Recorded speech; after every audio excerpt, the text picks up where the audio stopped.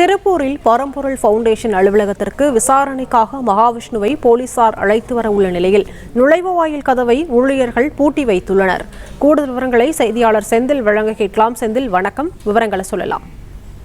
திருப்பூர் அருகே உள்ள பரம்பொருள் அறக்கட்டளை அலுவலகத்திற்கு அதன் நிறுவனர் மகாவிஷ்ணுவை போலீசார் விசாரணைக்கு அழைத்து வருவதாக வந்த தகவலை எடுத்து அலுவலகத்தின் பிரதான கதவை ஊழியர்கள் பூட்டி யாரையும் அனுமதிக்காமல் உள்ளதால் பரபரப்பு ஏற்பட்டுள்ளது. சென்னை அசோக் நகரில் உள்ள அரசு பெண்கள் மேல்நிலைப் பள்ளியில் கடந்த சில நாட்களுக்கு முன்பாக பரம்பொருள் அறக்கட்டளையின் நிறுவனர் மகாவிஷ்ணு பேசிய கருத்துக்கள் சர்ச்சை எழுப்பிய நிலையில் அதனை தொடர்ந்து வந்த புகாரை அடுத்து போலீசார் ஆஸ்திரேலியா சென்று திரும்பிய மகாவிஷ்ணுவை சென்னை விமான நிலையத்தில் 2 நாட்களுக்கு முன்னதாக கைது செய்தனர். தொடர்ந்து நீதிமன்றத்தில் ஆஜர்படுத்திய போலீசார் விசாரணைக்காக போலீஸ் காவலில் மகாவிஷ்ணுவை எடுத்தனர்.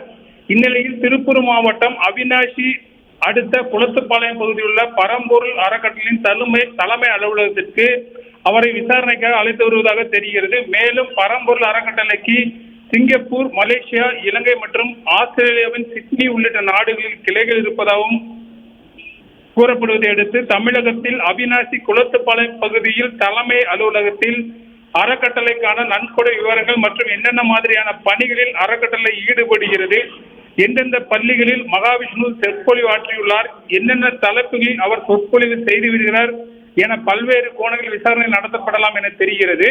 இந்நிலையில் விசாரணை தொடர்ந்து பரம்பொருள் அலுவலகத்துக்கு வந்த ஊழியர்கள் அலுவலகத்துக்குள்ளே யாரையும் அனுமதிக்காமல் அலுவலகத்தின் பிரதான கதவை தற்போது பூட்டியுள்ளதால் பரபரப்பு ஏற்பட்டுள்ளது.